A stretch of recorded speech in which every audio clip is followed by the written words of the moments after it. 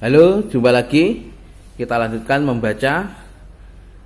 Namun bagi teman-teman yang ketinggalan sesi sebelumnya, silahkan lihat dulu di atas ini ya, ditonton dulu supaya tidak gagal paham ya. Kita lanjutkan lagi.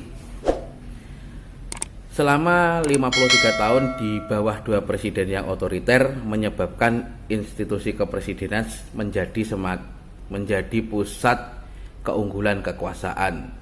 Walaupun dalam Muqaddimah Undang-Undang Dasar 1945 tidak menghendaki demikian.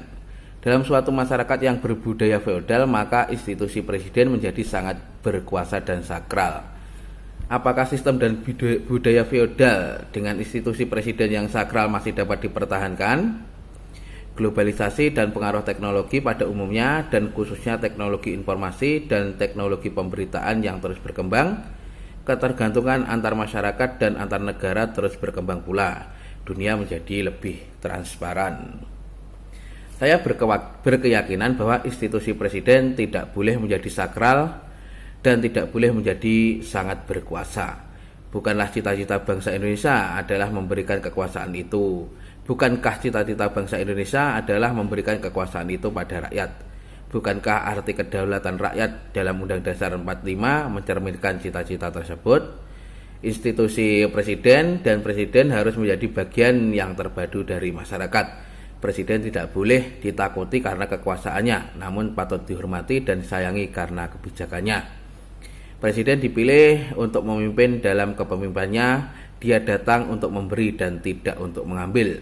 Perilakunya harus transparan, sikap rendah hati, sederhana, dan berbudaya. Tidak ada artinya sikap rendah hati, sederhana, dan berbudaya tidak ada artinya jikalau tidak diikuti dengan transparansi dan keyakinan bahwa presiden itu datang untuk memberi dan tidak untuk mengambil. Saya sangat sadari bahwa reformasi itu tidak saja terbatas dalam proses kebebasan, namun pula harus antara lain dapat melaksanakan proses desakralisasi presiden, mengembalikan kekuasaan yang selama 53 tahun berada di tangan presiden dan institusi presiden kepada pemiliknya, yaitu bangsa dan rakyat Indonesia. Bagaimana sikap mereka yang ada di sekitar presiden yang sudah memiliki kemampuan dan kebiasaan untuk bersinergi positif dengan presiden sehingga dapat menikmati kedudukan istimewa dalam memanfaatkan kekuasaan?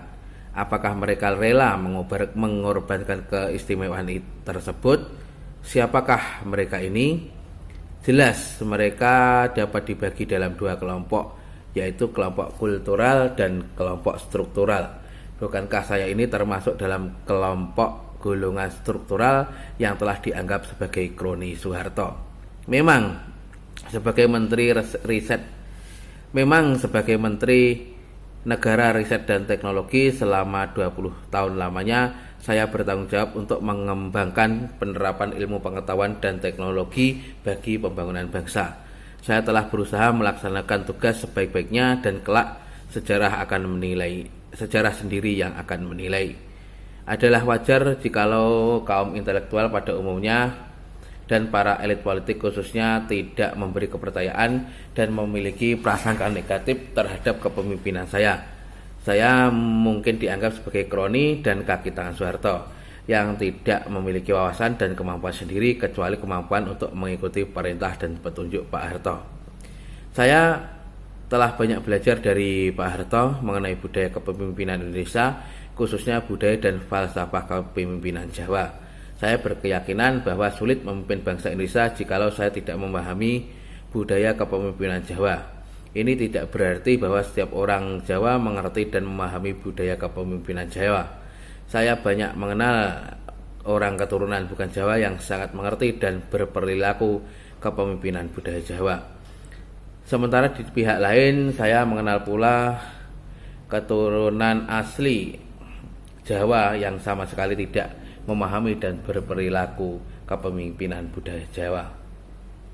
Walaupun ibu yang melahirkan dan mendidik saya dan istri yang mendampingi saya selama 36 tahun adalah orang Jawa, namun karena proses pendidikan, proses kebudayaan, pekerjaan, dan kehidupan saya cukup lama berlangsung di dunia peradaban barat, maka tambahan pengetahuan selama 24 tahun dari Pak Harto mengenai kepemimpinan telah mempengaruhi proses pengambilan kebijakan saya.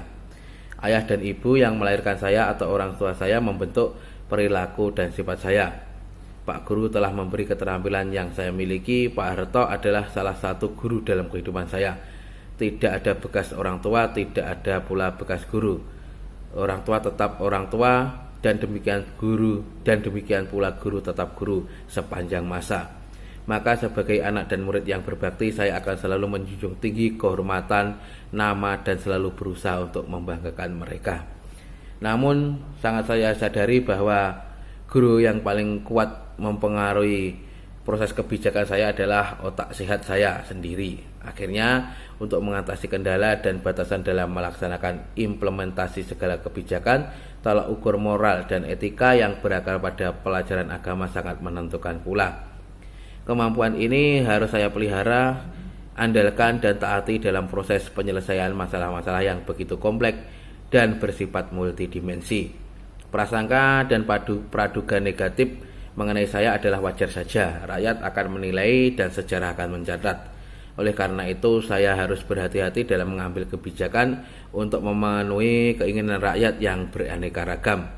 Namun semuanya bermuara pada keinginan untuk mendapat kebebasan di atas kemerdekaan yang telah mereka miliki.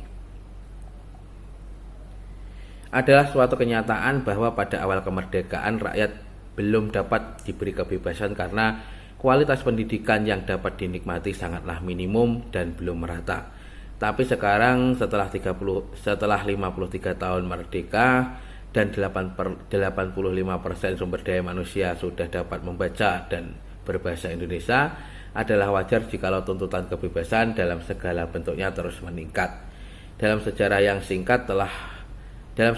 singkat setelah proklamasi kemerdekaan 53 tahun yang lalu, dapat dicatat bahwa segala gerakan ekstrim, baik kiri maupun kanan, ekstrim nasionalis dan ekstrim liberal, telah merugikan dan mempersulit pelaksanaan persatuan dan kesatuan bangsa demi suksesnya pembangunan.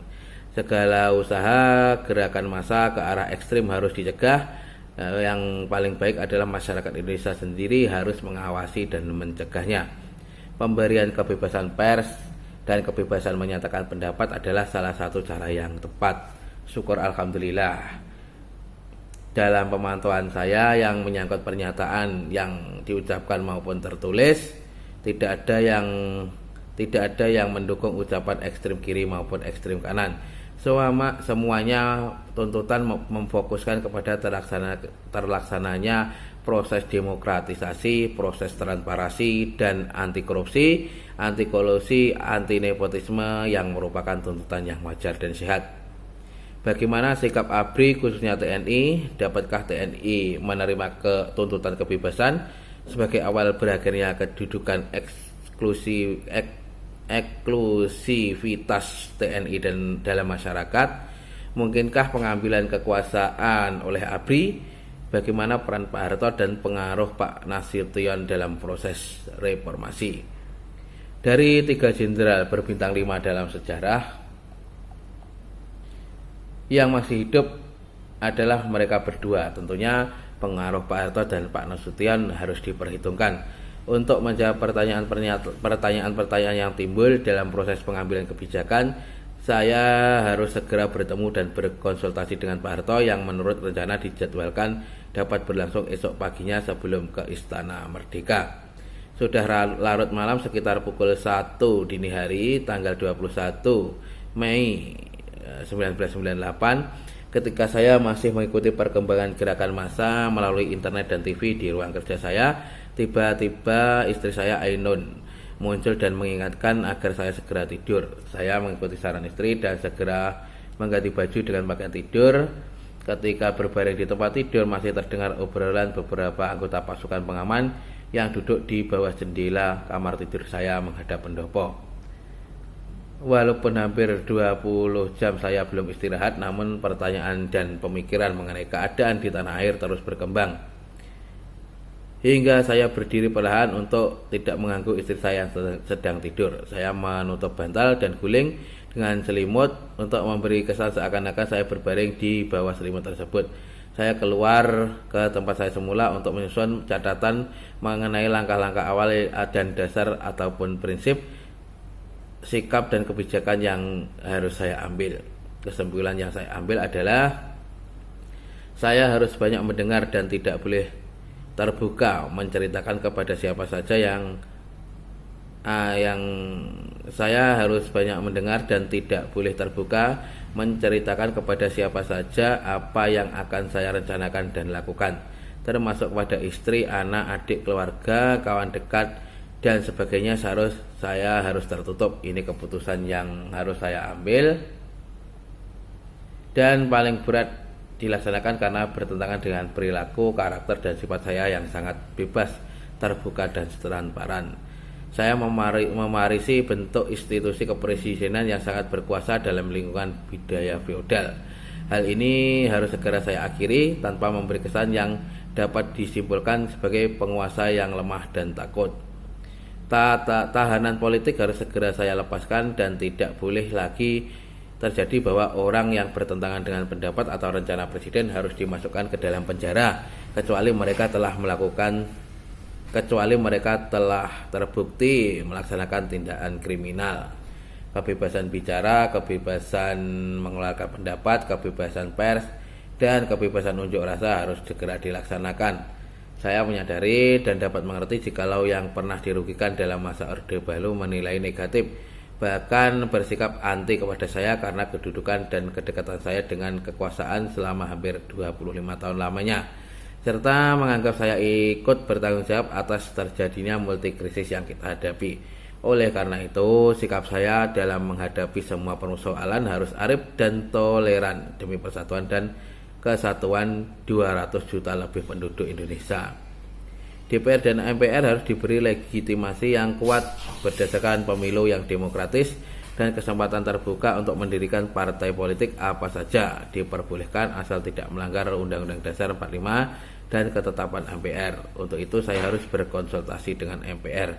Sidang istimewa MPR harus diselenggarakan dalam waktu sesingkat-singkatnya untuk memberi dasar hukum bagi reformasi dan pemilu yang dibutuhkan.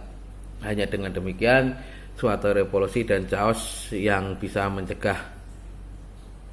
memecah belah bangsa, negara kesatuan Republik Indonesia dapat dicegah. Saya harus segera mengikut sertakan para teknokrat yang berpengalaman bersama secara proporsional wakil semua fraksi di MPR bekerja sebagai satu tim dalam kabinet yang dalam waktu sesingkat-singkatnya harus dibentuk. Semua kebijakan dan tindakan yang tepat dan berkualitas harus berlangsung rapi, transparan dan konsisten dengan etika dan niat lebih cepat menyelesaikan permasalahan yang dihadapi seiring dengan perubahan dan yang terus berkembang tiap detik. Kemungkinan terjadinya pengambil alihan kekuasaan oleh anggota ABRI minimal karena tidak ada anggota pimpinan ABRI yang memiliki karisma yang dapat diterima oleh semua angkatan, darat, laut, udara, dan polisi untuk memimpin bangsa. Semua dasar pemikiran, itikat, dan niat saya ini tidak boleh saya sampaikan kepada siapapun juga, walaupun ditanya atau dipancing secara langsung atau tidak langsung. Tiba-tiba terdengar suara dari ruangan yang gelap. Pak Habibie, sudah hampir pukul 4 pagi dan Bapak belum tidur dan belum beristirahat, sementara acara Bapak sudah mulai pukul 7 pagi. Mohon Bapak beristirahat sejenak. Ruangannya sangat gelap karena tidak ada lampu yang menyala kecuali sinar monitor komputer yang menerangi wajah saya. Lalu saya bertanya, siapa yang berbicara? Siap, Kolonel Hasanuddin, adisi Bapak, sambil menyinari wajahnya dengan lampu senter. Saya bertanya, kenapa Kolonel belum tidur? Siap, lagi dinas dan mohon Bapak beristirahat sejenak, jawabnya. Saya segera beristirahat. Demikian ucapan saya sambil mengakhiri catatan dan berdiri meninggalkan ruang kerja. Pertama kalinya dalam kehidupan saya merasa seorang diri di dunia ini dengan lingkungan yang ramah dan baik terhadap saya pribadi. Pergaulan yang baik dalam suatu sistem feodal yang bertentangan dengan kepribadian saya yang biasanya bebas berpikir, bebas bergaul dan bebas bicara, menghormati pendapat orang lain walaupun berbeda dan berseberangan, prinsip dalam arena politik. Tetapi tetap saling menghormati dan bekerja sama dalam mencari apa yang paling menguntungkan bagi rakyat tanpa meninggalkan nilai moral dan nilai etika yang berakar pada ajaran agama masing-masing. Setelah 1 jam tidur, saya bangun untuk melaksanakan sholat subuh bersama istri. Kemudian saya mandi. Saya hanya dapat tidur 1 jam lamanya, namun tidur saya cukup nyenyak. Setelah berpakaian, saya langsung keluar kerja untuk memantau melalui internet dan TV perkembangan gerakan dan demo massa yang tiada henti. Gerakan-gerakan demonstrasi para mahasiswa bersama rakyat terus meningkat, mengakibatkan keadaan di Indonesia makin tidak menentu.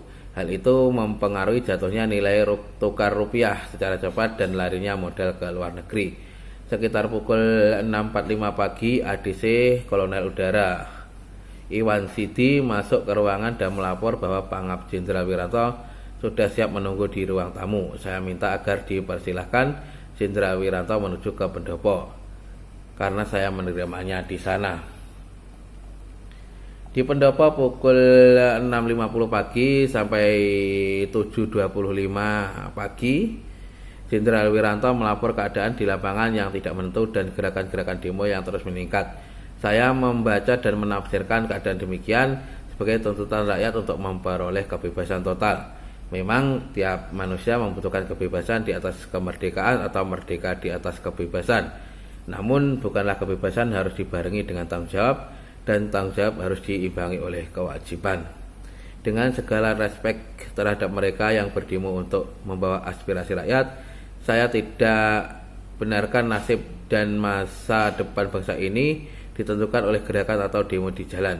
Berapa juta pun mereka yang berdemonstrasi di jalan. Memang demo itu adalah bagian dari demokrasi, namun bukankah ada wakil rakyat di DPR dan atau MPR? Jikalau para anggota DPR dan MPR dianggap tidak memiliki legitimasi yang kuat, maka silakan melaksanakan pemilu yang baru sesuai dengan undang-undang dan ketetapan MPR yang berlaku. Yang benar adalah kita patut dan wajar mendengar dan memperhatikan keinginan dan aspirasi para pendemo sesuai dengan undang-undang yang berlaku. Jikalau undang-undang dan peraturan pemerintah tidak menunjang, maka peraturan perundangan tersebut harus disempurnakan. Semua ada caranya dan membutuhkan waktu. Saya setuju waktu yang dibutuhkan harus sesingkat-singkatnya dan mengandung risiko yang harus dapat diperhitungkan sekecil-kecilnya, diperkecil dan dikendalikan tanpa mengorbankan sistem yang sudah berkembang selama 53 tahun. Setelah melaporkan hasil analisis keadaan di lapangan, Pangap meminta petunjuk dan arahan. Petunjuk saya sebagai berikut. Rakyat diberi kebebasan untuk berdemo tapi tidak dibenarkan untuk merusak atau membakar. Fasilitas pengamanan Pak Harto dan sekeluarga yang sekarang diberikan agar tetap berfungsi seperti semula, dan pelaksanaan pengamanan bertanggung jawab langsung kepada Pangap. Saya tidak benarkan Presiden menerima perwira tinggi ABRI termasuk kepala staf kecuali bersama atau atas perintah Pangap.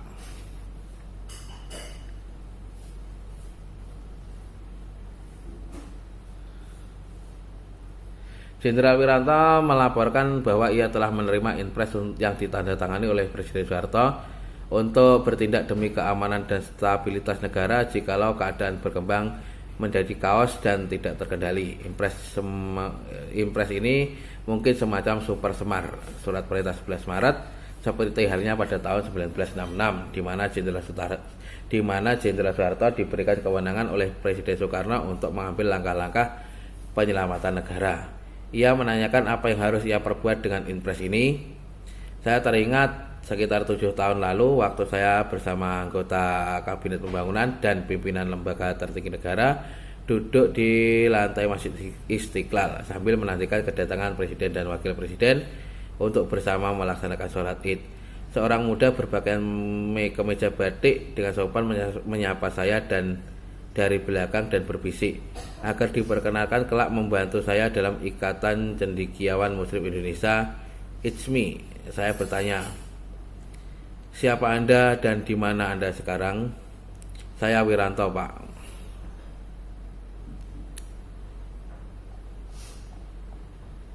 Wiranto siapa?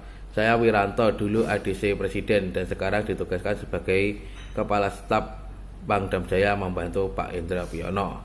Lalu saya menjawab, insya Allah itikad dan niat baik Anda akan dikabulkan Allah Subhanahu wa Ta'ala. Pada waktu itu saya sangat terkesan dengan kejadian ini. Mengenang pengalaman saya tersebut, setelah mendengar laporan Pangap, saya mengambil kesimpulan bahwa jenderal yang mendampingi saya ini jujur, bermoral, beretika, dan setia pada Sabta Marga dan Sumpah Prajurit. Bukankah moral dan etika berakar pada agama? Oleh karena itu saya menjawab pertanyaan Pangap dengan singkat. Simpanlah impres tersebut, mungkin jenderal akan butuhkan. Selanjutnya saya bersama dengan Pangap mempersiapkan pernyataan sikap ABRI yang akan dibacakan oleh Jenderal Wiranto setelah pengambilan Sumpah Presiden ketiga Republik Indonesia oleh Ketua Mahkamah Agung di Istana Merdeka. Selesai, saya tugaskan Pangap untuk langsung ke Istana Merdeka sambil saya mempersiapkan diri untuk pergi ke kediaman Pak Harto dengan harapan mendapatkan kejelasan dan jawaban mengenai mengapa dan kenapa semua ini terjadi. Tapi kemudian saya mendapat berita bahwa Pak Harto ternyata belum bersedia menerima saya dan saya dipersilakan langsung berangkat ke Istana Merdeka. Protokol dan ADC Presiden berharap agar pertemuan Pak Hatta dapat dilaksanakan di Istana Merdeka. Pada pertemuan ini saya berharap dapat memperoleh masukan mengenai hal-hal yang harus diperhatikan dalam menghadapi dan menyelesaikan permasalahan nasional. Berdasarkan informasi dan masukan yang diperoleh Pak Harto saat beliau belum mengundurkan diri. Berdasarkan informasi dan masukan yang diperoleh Pak Harto saat beliau belum mengundurkan diri sebagai presiden, pertemuan tersebut adalah wajar dan normal. Didampingi dengan Sintong Panjaitan, Ahmad Watik Pratiknya, Fuadi Rasid, Jimmy Asidiki, dan perangkat keamanan Wakil Presiden. Sekitar pukul 8.30 saya berangkat ke Istana Merdeka untuk menghadiri acara pernyataan pengunduran diri Presiden Republik Indonesia yang dilanjutkan dengan pelantikan dan pengambilan Sumpah Wakil Presiden Indonesia sebagai Presiden oleh Ketua Mahkamah Agung yang disaksikan para anggota Mahkamah Agung lainnya.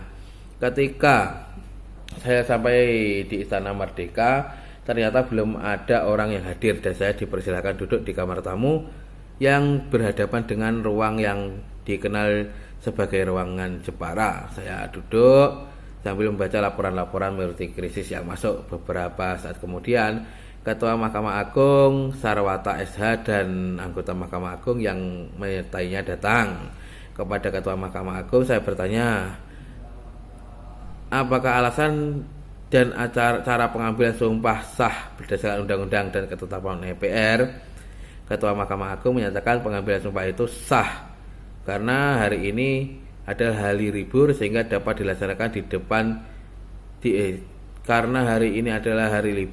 sehingga dapat dilaksanakan di hadapan para anggota Mahkamah Agung oleh Ketua Mahkamah Agung di Istana Merdeka dan langsung dapat disiarkan ke seluruh tanah air. Baru saja Ketua Mahkamah Agung selesai menjelaskan, para pimpinan DPR MPR masuk ke dalam ruangan dan saya memperoleh jawaban yang sama. Ketua DPR MPR menyampaikan bahwa pimpinan DPR MPR telah membicarakan dalam rapat malam sebelumnya dan telah menyimpulkan bahwa semua ini sah. Dengan demikian, dipandang dari segi hukum, penyerahan kekuasaan dari Presiden ke Wakil Presiden yang dilaksanakan beberapa saat lagi tanggal 21 Mei 1998 menurut Undang-Undang Dasar 45 dan ketetapan MPR adalah sah. Tiba-tiba protokol dan ADC Presiden mempersilahkan ketua dan para anggota Mahkamah Agung masuk ke ruangan Jepara. Saya langsung berdiri dan menyampaikan bahwa saya dijanjikan untuk dapat bertemu dengan Presiden Soeharto. ADC Presiden kembali ke ruangan Jepara dan hanya sekejap kemudian ADC kembali hanya mempersilahkan Ketua Mahkamah Agung dan para anggota Mahkamah Agung yang masuk ke ruangan Jepara di mana Pak Harto berada. Saya merasa diperlakukan tidak wajar dan menahan diri untuk tetap sabar dan tenang. Saya membaca beberapa surat Al-Quran yang saya hafal. Setelah beberapa waktu berlalu, ketua dan anggota Mahkamah Agung keluar dari ruangan Jepara dan ADC dan protokol mempersilahkan pimpinan DPR MPR memasuki ruangan Jepara untuk bertemu dengan Pak Harto. Perasaan saya makin penuh dengan kekecewaan, ketidakadilan dan penghinaan, sehingga kemudian saya memberikan diri untuk melangkah ke ruang Jepara ingin bertemu langsung dengan Presiden. Namun tiba-tiba baru saja saya berada di depan pintu Jepara, tiba-tiba pintu terbuka dan protokol mengumumkan bahwa Presiden Indonesia memasuki ruang upacara. Saya tercengang melihat Pak Harto melewati saya terus melangkah ke ruang upacara dan melecehkan keberadaan saya yang saya tercengang melihat Pak Harto melewati saya terus melangkah ke ruang upacara dan melecehkan keberadaan saya di depan semua yang hadir. Betapa sedih dan perih perasaan saya ketika itu. Saya melangkah ke ruang upacara didampingi Presiden. Saya melangkah ke ruang upacara mendampingi Presiden Soeharto, manusia yang sangat saya hormati, cintai dan kagumi. Ternyata menganggap saya seperti tidak ada. Saya melangkah sambil mematikan doa dan memohon agar Allah Subhanahu wa taala memberikan kekuatan, kesabaran dan petunjuk untuk mengambil jalan yang benar. Dalam upacara yang sudah penuh dengan wartawan dalam dan luar negeri, saya dipersilakan berdiri di tempat yang sudah diberi tanda. Pak Harto langsung di tempat yang telah diatur menempatkan dirinya dan membaca pertimbangan pengunduran dirinya sebagai presiden sebagai berikut. Saudara-saudara sebangsa dan setanah air, Assalamualaikum warahmatullahi wabarakatuh. Sejak beberapa waktu terakhir, saya mengikuti dengan cermat perkembangan situasi nasional kita, terutama aspirasi rakyat untuk mengadakan reformasi di segala bidang kehidupan berbangsa dan bernegara. Atas dasar pemahaman saya yang mendalam terhadap aspirasi tersebut dan terdorong oleh keyakinan bahwa reformasi itu perlu dilaksanakan secara tertib, damai dan konstitusional demi terpeliharanya persatuan dan kesatuan bangsa serta kelangsungan pembangunan nasional, saya telah menyatakan rencana pembentukan Komite Reformasi dan mengubah susunan Kabinet Pembangunan 7.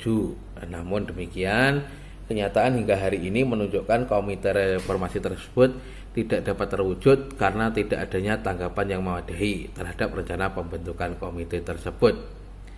Dalam keinginan untuk melaksanakan reformasi dengan cara sebaik-baiknya tadi, saya menilai bahwa dengan tidak dapat diwujudkannya Komite Reformasi, maka perubahan susunan Kabinet Pembangunan 7 menjadi tidak diperlukan lagi. Dengan memperhatikan keadaan di atas, saya berpendapat sangat sulit bagi saya untuk dapat menjalankan tugas pemerintah negara dan pembangunan dengan baik. Oleh karena itu, dengan memperhatikan ketentuan pasal 8 Undang-Undang Dasar 1945 dan sungguh-sungguh memperhatikan pandangan pimpinan DPR dan pimpinan fraksi-fraksi yang ada di dalamnya, saya memutuskan untuk menyatakan berhenti dari jabatan saya sebagai Presiden Republik Indonesia terhitung sejak dibacakan pernyataan ini pada hari ini Kamis 21 Mei 1998. Pernyataan saya berhenti dari jabatan sebagai Presiden Republik Indonesia saya sampaikan di hadapan saudara-saudara pimpinan DPR dan juga pimpinan MPR pada kesempatan silaturahim. Sesuai dengan pasal Undang-Undang Dasar 1945, maka Wakil Presiden Republik Indonesia Profesor Dr. Insinyur B.J. Habibie yang akan melanjutkan sisa waktu jabatan Mandataris MPR 1998-2003. Atas bantuan dan dukungan rakyat selama saya memimpin negara dan bangsa Indonesia ini, saya ucapkan terima kasih dan minta maaf bila ada kesalahan dan kekurangannya. Semoga bangsa Indonesia tetap jaya dengan Pancasila dan Undang-Undang Dasar 1945.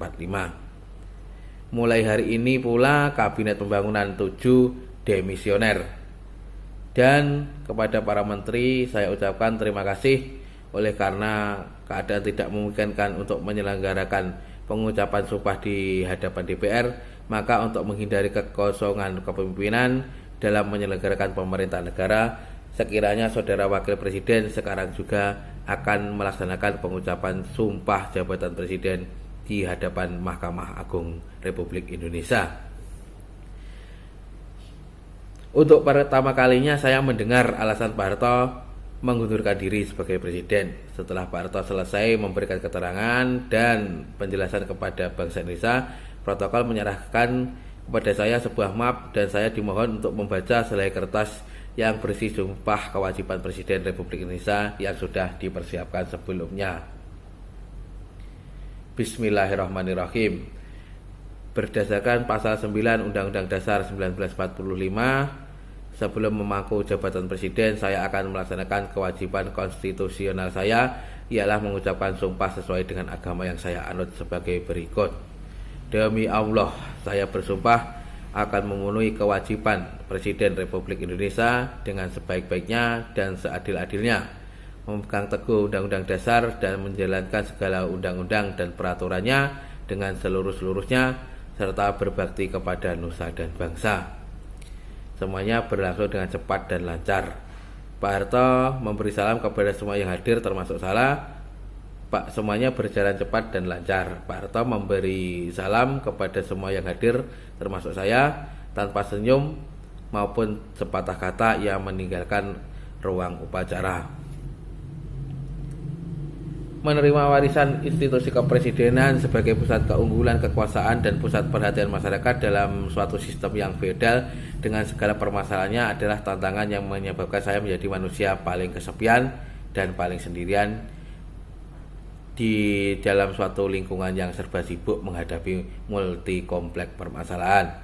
Ketika itu saya sadari pula bahwa institusi presiden, institusi wakil presiden dan institusi legislatif DPR dan MPR melalui koordinasi keluarga besar Golkar menguasai hampir 80% dan 83% kursi diwariskan untuk saya kuasai seorang diri. Kenyataan ini memberikan saya kekuasaan absolut sebagai presiden yang merangkap koordinator harian keluarga besar Golkar dalam suatu sistem yang otoriter di lingkungan feodal. Kenyataan ini sangat membahayakan objektivitas kualitas proses demokrasi, karena keluarga besar Golkar KBG memiliki hampir 83% kursi di MPR dan presiden merangkap sebagai koordinator harian keluarga besar Golkar. Maka untuk menghindari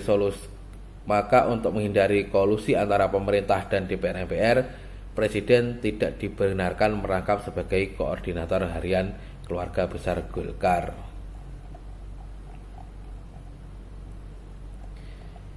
Kita sementara sampai di sini. Kita lanjutkan sesi berikutnya. Terima kasih.